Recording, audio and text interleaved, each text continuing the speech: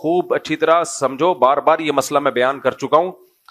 دیکھو ڈاکٹر اسرار رحمت اللہ علیہ کی جو پیش گوئیاں ہیں, گریٹر اسرائیل بنے گا, یہ عراق, شام, اردن, سعودی عرب کا کچھ شمالی علاقہ, ترکی کا جنوبی علاقہ, مصر کا صحرائے سینا, اور اس کے ساتھ ہی جو بہترین اس کا زرخیز ترین علاقہ ڈیلٹا آف نائل, یہ سب یہودیوں کے قبضے میں جائیں گے.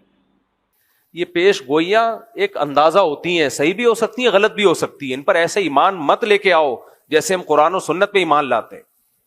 میں بھی ایک اندازے سے بات کر سکتا ہوں کہ یہ ہو جائے گا, یہ ہو جائے گا, لیکن وہ نہیں ہوتا. بعض دفعہ ہو بھی جاتا ہے, بعض دفعہ نہیں بھی ہوتا. تو بعض باتیں ڈاکٹر اسرار نے کی تھی, وہ نہیں ہوئی پوری. وہ انہوں نے کی تھی لیکن نہیں ہوئی پوری. بعض کی ہیں جو ہو گئی پوری. تو انسان کو انسان رہنے دو, اس کو پیغمبر بنا کے, بزرگ, ایسا بزرگ بنا کے کہ وہ پیشگوئیاں کر رہے ہوتی چلی آ رہی ہیں. یہ مت کرو یہ کام.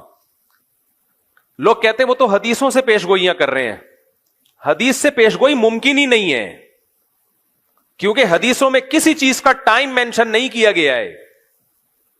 اور یہ میں اپنی طرف سے نہیں کہہ رہا, یہ پہلے لکھ چکے ہیں علماء اور محدثین. چونکہ تاریخ میں دیکھا ہے علماء محدثین نے کہ حدیثوں سے لوگ تانے بانے ملا کے ایک پریڈکشن کرتے ہیں, ایک پیشگوئی کرتے ہیں, اور پھر اس کے حساب سے ماحول بنانا شروع کر دیتے ہیں, حالانکہ حدیث میں اس کا وہ ٹائم مینشن نہیں ہوتا.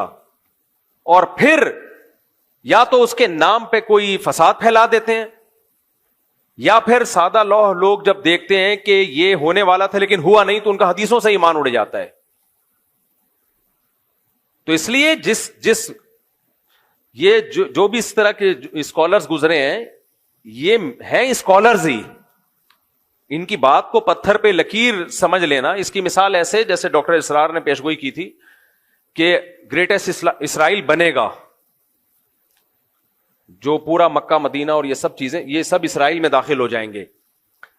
ان کی نیت پہ ہمیں کوئی شبہ نہیں ہے, انہوں نے اچھی نیت سے ہی کہا, لیکن یہ بات غلط ہے. اگر آپ نے مان لیا نا کہ گریٹسٹ اسرائیل بنے گا, تو یہ امید کی بات ہے یا مایوسی کی بات ہے؟ مایوس. اس کا مطلب پھر وہ چھوڑ دیں جو وہاں مزاحمت کر رہے ہیں, وہ چھوڑ دیں مزاحمت.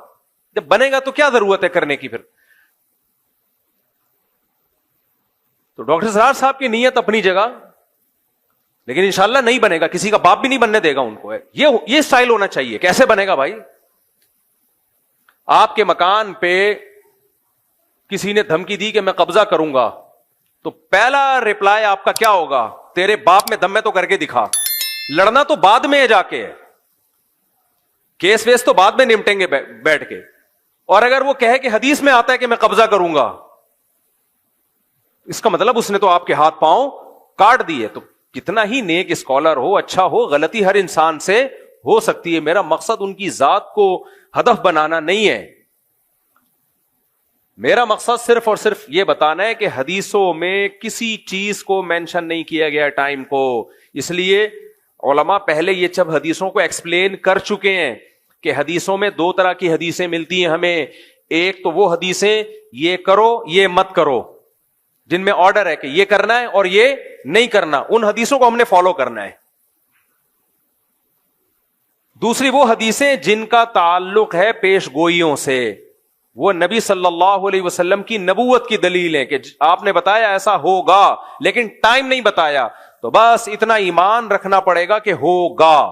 کب ہوگا یہ نہیں بتایا, لہذا ان حدیثوں کا عمل سے تعلق نہیں ہے کہ ان کو سامنے رکھ کر ہم پلاننگ کرنا شروع کر دیں. نا نا نا نا نا نا, یہ غلطی نہیں کرنا. پلاننگ ان حدیثوں کو سامنے رکھ کے نہیں کی جائے گی, پلاننگ گراؤنڈ ریئلٹی کو سامنے رکھ کے کی جائے گی. پلاننگ جو کی جائے گی گراؤنڈ ریئلٹی, آج کی زمینی حقیقت کیا کہہ رہی ہے, اسباب کیا کہہ رہے ہیں کہ کیا کرنے سے کیا رزلٹ نکلتا ہے اسباب کی دنیا میں, اسباب کی دنیا میں کیا کیا جائے تو کیا رزلٹ نکلے گا. تو ان اسباب کو سامنے رکھ کے فیصلہ کرنا ہے. کیوں؟ نبی کی یہ سنت ہے کہ ہمیشہ فیصلہ کس کو سامنے رکھ کے کیا جائے گا؟ بولو نا, اسباب کو. تو اسلام کو دنیا میں غالب کرنے کے لیے صرف دین کا علم کافی نہیں ہے. دنیا کے اصولوں پہ چلتی ہے. دنیا میں دنیا کی, دیکھو عیسیٰ علیہ السلام قرب قیامت میں نازل ہوں گے, اللہ کرے غامدی صاحب اس وقت تک زندہ رہیں تاکہ اپنی آنکھوں سے دیکھ لیں. بخاری اور مسلم کی حدیث کا غامدی صاحب نے انکار کر دیا نا. اتنی واضح حدیث ہے کہ لَيُوشِكَنَّ أَن يَنزِلَ فِيكُمُ ابْنُ مَرْيَم، ضرور بھی ضرور تم پر عیسیٰ ابن مریم نازل ہوں گے. تو جناب غامدی صاحب اگر یہ مطلب حدیث، یہی حدیث تو ہے بخاری مسلم کی اور بھی حدیث کی کتابوں میں ہے، یہ اگر نبی پر کسی نے یہ ان حدیثوں میں جھوٹ باندھا ہے معاذ اللہ، تو اس کا مطلب یہ امت بہت بڑی کذاب تھی، کیونکہ اس حدیث کو ایک راوی نے بیان نہیں کیا، متعدد راوی ہیں، وہ سارے جھوٹے تھے معاذ اللہ. پھر تو امت پہ اعتماد ختم. پھر تو کیا بھروسہ یہ کتاب جو ہمیں قرآن ملی ہے امت نے اس میں تحریف نہ کر دی ہو. آپ کہہ سکتے ہیں قرآن کی حفاظت کا تو اللہ نے وعدہ کیا ہے، اس کا جواب یہ کہ یہ بھی تو اسی قرآن میں لکھا ہوا ہے جو ہمیں اس امت نے دیا ہے. عقلی طور پر امکان ہے خود ہی لکھ کے ہمیں دے دیا ہو، لیکن ہم کہتے ہیں یہ نہیں ہو سکتا، کیونکہ تواتر کے ساتھ جب کوئی چیز چلی آ رہی ہوتی ہے اس میں غلطی کا امکان نہیں ہوتا. تو حضرت عیسیٰ علیہ الصلوۃ والسلام جب نازل ہوں گے نا قرب قیامت میں، اچھا جب نازل ہوں گے تو اس وقت ہی نازل ہوں گے. کائنڈلی ابھی آپ کوئی ایسا کام نہ کریں. لوگ کیا امام مہدی کے انتظار میں آذربائیجان ہو کے آیا ہوں نا، وہاں ایک انقلاب آیا تھا رشیا سوویت یونین کے انقلاب سے پہلے. کوئی لیڈر گزرا ہے جس نے بہت لوگوں کو قتل کیا، اور آذربائیجان میں جو اسلامی حکومت تھی اس کو ختم کر دیا تھا اس نے. یعنی اہل سنت کی حکومت تھی، سنیوں کی. تو ختم کیا کس دلیل پہ؟ کہ میں امام مہدی ہوں. حدیثوں میں جس مہدی کا تذکرہ ہے وہ میں ہوں، اور ایسی کی تیسی کر دی پوری اسٹیٹ کی، ریاست کی. اس کے بعد سوویت انقلاب آیا تو انہوں نے ان کی بھی ایسی کی تیسی کر دی. تو آج کل ایسی کی تیسی ہی چل رہی ہے مارکیٹ میں. تو اسلام اسباب اختیار کرنے کا حکم دیتا ہے، اسباب سے دور نہیں کرتا آپ کو. جب تک مسلمانوں نے اسباب اختیار کیے، دنیا پہ حکومتیں کی ہیں. سلطان محمد فاتح نے ترکی میں، استنبول میں، قسطنطینیہ میں جو قلعہ فتح کرنا تھا، اس کے لیے وہ اپنی صف میں بزرگوں کو بھی لے کر گیا جو دعائیں مانگیں گے. لیکن اس کے لیے بزرگوں کو تو لایا ہے دعائیں مانگنے کے لیے، لیکن اس نے پہلے اپنے انجینئرز کو کہا کہ اتنی بڑی توپ بناؤ جو اس سے پہلے دنیا میں کسی کے پاس اتنی بڑی توپ نہ ہو، جس کو لوگ کے بولیں یہ توپ ہے. کہتے ہیں نا کیا توپ چیز ہے، کیونکہ اتنی چوڑی دیوار ہے قسطنطینیہ کے قلعے کی کہ اس دیوار کو چھوٹی موٹی توپوں سے توڑنا ممکن نہیں ہے. وہ کہہ سکتا تھا ہمارے پاس اتنے بڑے بزرگ ہیں، نیک لوگ ہیں، اتنا بڑا لشکر ہے، اور نبی نے خوشخبری بھی دی قسطنطینیہ فتح ہوگا. آپ نے فرمایا سب سے بہترین لشکر وہ ہوگا جو قسطنطینیہ فتح کرے گا. یہ تو بتا دیا آپ نے، لیکن کیا مطلب؟ بس ہم چلے ہیں فتح کرنے؟ کیوں نبی نے کہا ہوگا فتح. بھائی نبی نے ڈیٹ نہیں بتائی ہے کہ محمد فاتح کے ہاتھ پہ ہوگا یا اس سے پہلے کسی کے ہاتھ پہ ہوگا. اس کے ہاتھ پہ ہوگا جو اسباب اختیار کرے گا. 700 سال کے بعد جا کے یہ پیش گوئی پوری ہوئی ہے نبی کی. 700 سال پہلے بھی حملے ہوئے ہیں، ناکام. کیوں؟ دشمن زیادہ طاقتور تھا، اور جو اٹیک کرنے والے وہ دشمن کے مقابلے میں کمزور، حالانکہ نیک تھے. صحابہ، تابعین، تبع تابعین، انہوں بھی حملے کیے ہیں. حضرت ابو ایوب انصاری کی قبر ہے وہاں قسطنطینیہ میں دیکھ کے آیا ہوں. لیکن کیا بھائی دنیا دار الاسباب ہے. صحابہ نے کوششیں کی اپنے لحاظ سے، جو وسائل اختیار کر سکتے تھے کیے، نہیں ہوا فتح. سلطان محمد فاتح نے کہا کیوں نہیں ہو رہا؟ اس قلعے کی ایسی کی، اتنی چوڑی دیواریں ہیں نا اس قلعے کی، اس دیوار کی جو استنبول کے گرد انہوں نے کھینچی تھی رومیوں نے، یا تو یہ عیسائیوں نے تھی یا عیسائیوں سے پہلے حکومت تھی فارس کی، ایرانیوں کی، جو مجوسی تھے، آگ پرست تھے. اب اس میں دونوں قول ملتے ہیں ہمیں، مجھے پوری تحقیق نہیں ہے کہ یا تو یہ مجوسیوں نے بنائی تھی پہلے آگ پرست. دو ہی بڑی سپر پاور گزری ہے نا بھائی، ایک ایرانیوں کی گزری ہے اور ایک مسیحی. اس سے پہلے تو یہودیوں کی تھی. دیکھو پہلے یہودیوں نے دنیا میں حکومت کی ہے سلیمان اور داؤد علیہ السلام کے دور میں.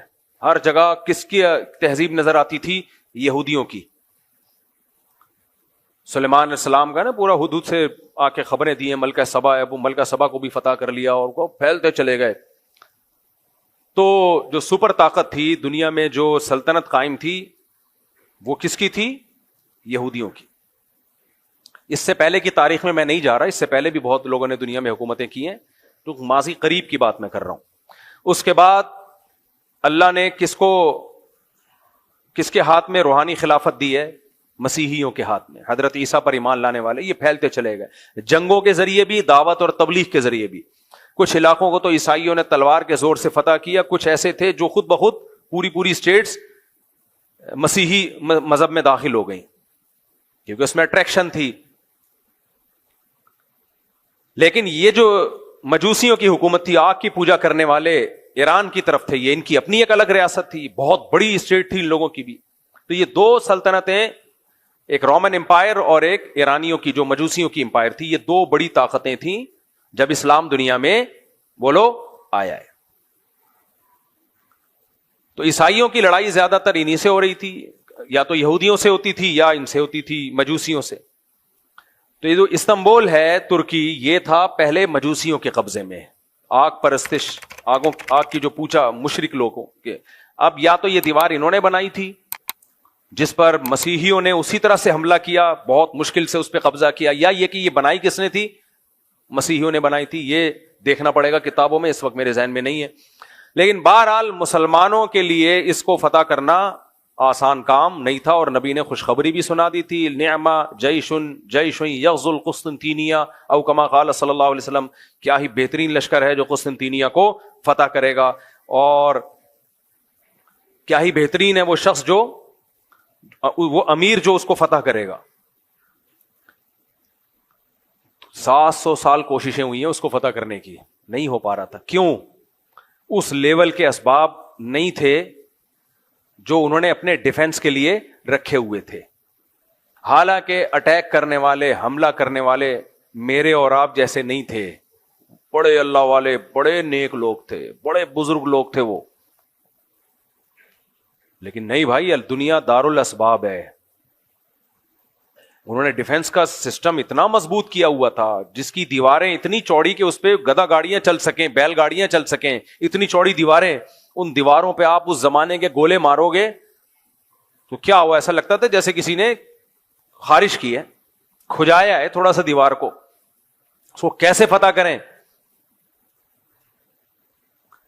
پھر 2 سمندروں کے بیچ میں ایک نہر ہے جو یورپ کے ترکی کو اور ایشیا کے ترکی کو الگ کرتا ہے, تو اس سمندر کو بھی کراس کرنا تھا, وہ بھی ممکن نہیں تھا. اور اس سمندر تک کشتیاں پہنچانا ممکن نہیں تھا, اس پانی تک کشتیاں پہنچانا ممکن نہیں تھا. کشتیاں سمندر کے راستے سے لے کر آئیں تو دشمن کا قبضہ تھا اس پہ, اور کشتیوں کو بائی روڈ لے جانا, اتنی بڑی تعداد میں سمندری جہاز جیسی کشتیوں کو بائی روڈ لے جانا ممکن نہیں تھا. تو سلطان محمد فاتح نے 2 خاندانی کام کیے. بولا سب سے پہلے تو ایک اتنی بڑی توپ بناؤ کہ جس کو لوگ کہیں یہ کیا ہے, کیا توپ بنائی ہے, کیا توپ بنائی. یہ اسباب اختیار کیے اس نے. اور دوسرا, کھوپڑی استعمال کرو. جب تک ہم وہ جو 2 سمندروں کو ملانے والی پٹی ہے پانی کی, اس میں کشتیاں نہیں اتاریں گے, اور اتارے بھی چپکے سے, دشمن کو پتا نہ چلے, تو اس وقت تک ہمارے لیے اس کو فتح کرنا ممکن نہیں ہے. مشورہ ہوا کہ ایک ہی آپشن ہے ہمارے پاس, توپیں تو بنانا کوئی مشکل نہیں ہے, اب انجینئرز نے بنا لی بڑی بڑی توپیں, آج بھی رکھی ہوئی ہیں ترکی کے میوزیم میں آپ جائیں. تو سب سے بڑا مسئلہ یہ ہے کہ خشکی کو پار کر کے پانی میں کشتیاں کیسے اتاری جائیں جہاں مجاہدین کو بٹھا کے شہر کے اندر بھیجا جائے تاکہ وہ پیچھے سے بھی اٹیک کریں. 2 بڑے چیلنج تھے. نمبر 1 کشتیاں وہاں تک پہنچانا, نمبر 2 چپکے سے پہنچانا, کیونکہ دشمن دیکھ لے گا, وہ مارے گا. میں اور آپ ہوتے ہم کہتے لا الہ الا انت سبحانک انی کنت من الظالمین, 10 لاکھ دفعہ اس کا ورد ہوگا. ہاں آؤ بیٹھو سارے, یا اللہ فتح کرا دے, یا اللہ ہم تیرے گناہگار بندے ہیں اور ابھی تک گناہگار ہی ہیں کیونکہ اسباب اختیار کر نہیں رہے. پھر ہم جاتے, شف سرکار بھی ہمارے پاس ہوتا, ہم کہتے ادھر منہ کر کے جتنی تیرے پاس پھونکے آج ساری نکال دے یار. گورنمنٹ سے کہتے پھونک کے اسپیشل سلنڈر لے کر آؤ, اور شو سرکار کے لگا دو تاکہ ہوا اندر جائے اور سرکار کے زمانے مبارک سے باہر نکلتی رہے ہوائیں. وظیفے کا خدا نہ خواستہ میں مذاق نہیں اڑا رہا. لا الہ الا انت سبحانک انی کنت من الظالمین، یہ بہت کارآمد دعا ہے. اس دعا کی برکت سے یونس علیہ السلام مچھلی کے پیٹ سے نکلے ہیں. مصیبتوں میں یہ دعائیں مانگنی چاہیے، یہ وظیفہ پڑھ سکتے ہیں، پڑھنا چاہیے، لیکن پہلے کام تو پورا کرو بھائی. پیناڈول رکھی ہوئی ہے، بخار میں یوں یوں جھوم رہا ہے. ابے یہ 2 گولی کھاتے ہوئے تجھے تکلیف ہو رہی ہے، موت آ رہی ہے، کھا لے، پھر فاتحہ پڑھ کے پھونک بھی لگا دینا. وہ کھا نہیں رہی ہے اور سارا زور کس پہ ہے؟ پھونکوں پہ ہے. تو مسلمان کا سارا زور اس وقت پتہ ہے کس پر ہے؟ اسباب کی نفی پر. اس میں مذہبی طبقے کی بھی میجورٹی مبتلا ہو چکی ہے. ہمارے فرمایا کرتے تھے، یہ مفتی رشید احمد صاحب رحمہ اللہ کی جان کو جب خطرہ ہوا تو گارڈ رکھے حضرت نے، بڑے زبردست گارڈ رکھے تھے حضرت نے نا. اور حضرت کے شاگرد چونکہ مخلص تھے، انہوں نے کہا کہ ہم آپ کو بغیر گارڈ کے چھوڑیں گے نہیں. آج کل شاگردی مروا دیتے ہیں کہ حضرت آپ کا تو اللہ سے تعلق اتنا زبردست ہے، آپ کو تو کسی کا باپ بھی نہیں بم سے اڑا سکتا. پہلے ہمارے سینے پہ گولی آئے گی پھر آپ کی آئے گی. آ تو گئی نا، بھلے تیرے کے بعد ہی آئی لیکن آ تو گئی نا حضرت جی کے. تو حضرت نے تو کم رکھے تھے گارڈ. حضرت کے شاگرد چونکہ حضرت سے محبت کرتے تھے، انہوں نے کہا یہ اتنے کافی نہیں ہے. حضرت فرمایا کافی ہیں. فرمایا نہیں، اس کو بڑھائیں گے ہم. آپ کی سیکیورٹی آپ نہیں ہے، ہمارے ہاتھ میں. جب محبت ہوتی ہے نا انسان کو، آپ کو ابا سے محبت ہے، آپ کو پتا ہے کہ ابا کا بی پی ہائی ہوا ہے، یہ گولی کھائیں گے تو نارمل ہو جائیں گے. ابا کھا نہیں رہے تو آپ گن پوائنٹ پہ کھلاؤ گے ان کو گولی. اگر آپ کو محبت ہوگی، نہیں ہوگی تو آپ بولو گے چلو ابا کا مرنے کا پروگرام ہے. تو دیکھو اسلام میں زبردستی نہیں ہے، کسی چیز میں زبردستی نہیں ہے. نہیں بھائی، جس سے محبت ہوتی ہے آدمی کہتے ہیں اس کو بچاؤ. تو ہمارے حضرت کے شاگرد تھے، چونکہ وہ حضرت سے مخلص تھے. انہی دنوں میں مولانا یوسف لدھیانوی شہید رحمۃ اللہ علیہ کو بھی بڑے خطرات تھے. تو وہ بےچارے کہیں بغیر گارڈ کے نکلے. کسی نے کنپٹی پہ اتنے بڑے عالم، اتنے بڑے بزرگ، کیسا روحانی نورانی چہرہ، ایسے پرہیزگار. ہم نے ان سے جب بھی ملاقات کی ہے، کہتے ہیں نا کچھ لوگ نیک لوگ ہوتے ہیں جن کو دیکھ کے اللہ یاد آ جائے، وہ ان لوگوں میں سے تھے. اور علم کا سمندر، کیسے آرام سے بےچارے کہیں باہر نکلے، کسی آرام سے کسی نے گولی ماری اور نکل لیا.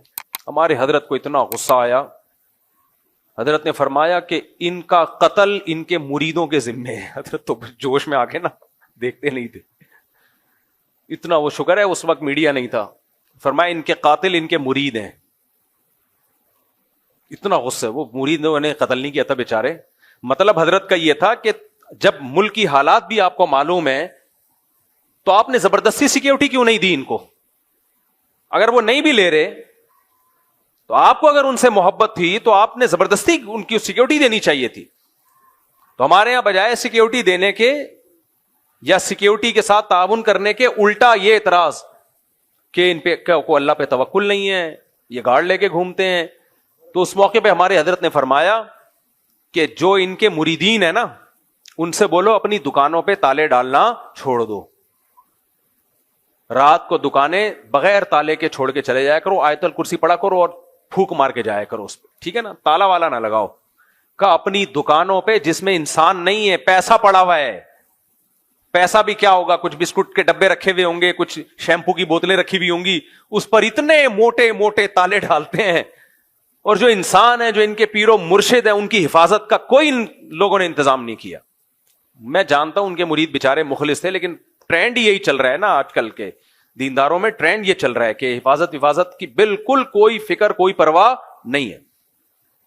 ہماری مسجد میں جب سیکیورٹی کے مسائل کھڑے ہوئے نا تو کچھ لوگوں نے اعتراض کیا، یہ کیا، ادھر سے بھی تلاشی، ادھر سے بھی تلاشی. مجھے بہت زیادہ تنگ کرنا شروع کیا. مرغی پہ مسائل کھڑے ہوئے نا، یہ مرغیاں مفتی صاحب نے، میں نے ہٹا دی. میں نے کہا ایسی کی تیسی چھوڑو یار، جو چیز لوگوں میں بدگمانی کا ذریعہ بنی ہٹاؤ ساری مرغیاں. حالانکہ کم سے کم بھی 2 سے 2.5 لاکھ روپے کا سیٹ اپ بنایا تھا میں نے، وہ سارے ضائع ہو گئے میرے. میں نے ہٹا دو، کوئی مسئلہ نہیں. سیکورٹی پہ بھی یہ کہ وہاں سے آ رہے ہیں تلاشی، وہاں سے یہ کیا ہے، کوئی GHQ ہے یا کیا ہے، یہ کوئی بم لے کے آ رہے ہیں. میں نے ساتھیوں سے بولا کوئی کمپرومائز نہیں کرنا ہے، کسی بے وقوف اور احمق کی بات میں سے ذرا بھی متاثر نہیں ہونا. میں نے کہا اس کو ڈبل کرنا ہے, کم نہیں کرنا. سمجھ رہے ہو, کتنے سارے نمازی خلاف ہو جائے نا, ایسی کی تیسی. میں نے کہا جاؤ بھاڑ میں. میں نے کہا بے وقوفوں کی باتوں میں آ کے یہ تھوڑی کہ اس میں سیکیورٹی صرف ہماری نہیں ہے, آپ کی بھی ہے. اللہ سب کو بچا کے رکھے. جب بم پھٹتا ہے نا تو جس کو ہدف بنایا جاتا ہے صرف وہ نہیں جاتا, غریبی میں 10-15 بھی اسی کے ساتھ جو بیان سننے آئے تھے وہ بھی چلے جاتے ہیں. تو بھائی یہ تو آپ کے فائدے کے لیے ہے, اس سیکیورٹی کو ابھی ہم نے بڑھانا ہے, سمجھ رہے ہو, کم نہیں کرنا. تو آپ کو اگر کوئی تکلیف ہو رہی ہے, ہم آتے ہیں تو ہماری تلاشی کیوں لی جاتی ہے, ہم کوئی شکل سے دہشت گرد لگ رہے ہیں. آپ شکل سے جتنے بھی شریف لگے یار, پھر بھی آپ کو پوری تلاشی لی جائے گی آپ کی, ٹھیک ہے نا. تو اس لیے بیان سننے آنا ہے تو تلاشی میں کمپرومائز, سیکیورٹی میں کوئی کمپرومائز بولو نہیں ہوگا. ایک دن کیا ہوا, یہاں پر ایک بندہ بیٹھا ہوا تھا, شروع کی بات ہے جب زیادہ سیکیورٹی کا سخت نظام نہیں تھا, اس کی جیب میں ٹیٹی نکلی, پسٹل تھی اس کی جیب میں. ہم بدگمان نہیں ہو رہے, اپنے ڈیفنس کے لیے لایا ہوگا, لیکن بھائی کسی کے چہرے پہ تھوڑی لکھا ہوا ہوتا ہے. تو گارڈ نے یوں کر کے نظر لاتے رہتے نا یوں, تو اس نے دیکھ لیا, اس کو بلایا. خیر ہم نے پولیس والوں کو بلایا, انکوائری کی, وہ بندہ صحیح تھا, یعنی کوئی وہ نہیں تھا. آپ ڈرے نہیں, آپ کہ اچھا یہاں تو ٹیٹیاں نکل رہی ہیں, گھبرانا نہیں ہے. شریعت کہتی ہے اسباب مکمل اختیار کرو, اس کے بعد توکل کس پہ رکھو, اللہ پہ. مرنا ہوگا جس دن, جو رات قبر میں گزرنی ہے, کسی کا باپ بھی وہ قبر سے باہر نہیں گزروا سکتا, اور جو قبر میں نہیں گزرنی وہ کسی کا باپ بھی قبر میں نہیں گزروا سکتا آپ سے. تو کام سارے کرنے ہیں لیکن اسباب بھرپور اختیار کرنے ہیں, اس کے بعد پھر اللہ پہ توکل بھی کرو. پھر تو جو مرنا ہے بھائی وہ تو مرنا ہے, ڈرو نہیں موت سے. موت کا ڈر الگ چیز ہے اور بے احتیاطی الگ چیز ہے.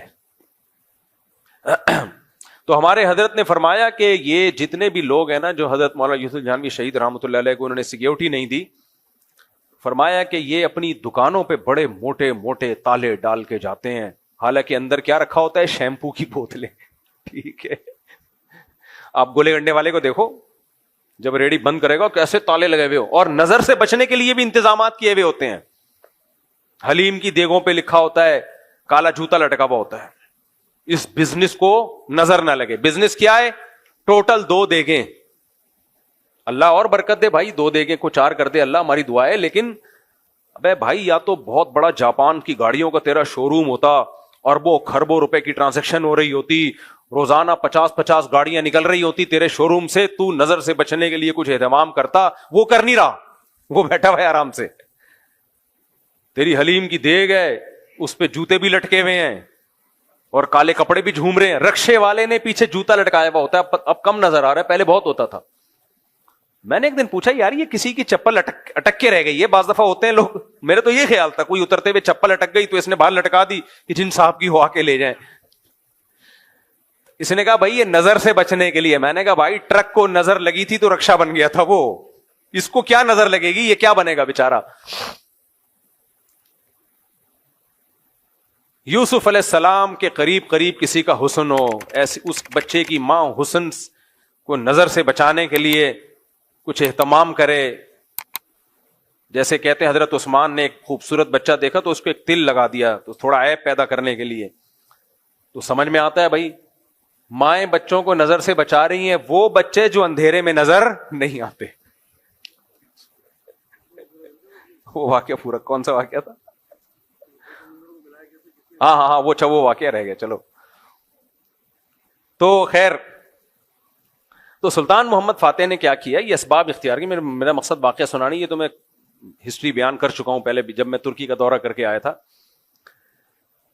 یہ صرف یہ بتانا تھا کہ ہمارے ماضی کیا تھا, اور آج ہم منہ کی فائرنگ کے علاوہ ہمارے پاس کچھ بھی نہیں ہے. اور اوپر سے ہمارے جو دیسی لبرل ہیں جن کی قیصر احمد راجہ نے طبیعت سے کلاس لی ہوئی ہے, قیصر احمد راجہ کو لازمی سنا کرو اور اس کے چینل کو آگے پھیلاؤ بھی, کیونکہ مجھے جو اب تک نظر آیا ہے پاکستان میں کم از کم واحد بندہ ہے جو ان دیسی لبرل کے خلاف کھڑا ہوا ہے. یہ دیسی لبرل جو ہے نا, جن کے پاس کچھ بھی نہیں ہے, نہ دین کا علم ہے نہ دنیا کا علم ہے, بیٹھ کے پھینکتے رہتے ہیں, انگلش میں انگلش ٹھش پھش مارتے رہیں گے. عوام سمجھتی ہے یار کیا نالج ہے, کیا نالج ہے یار.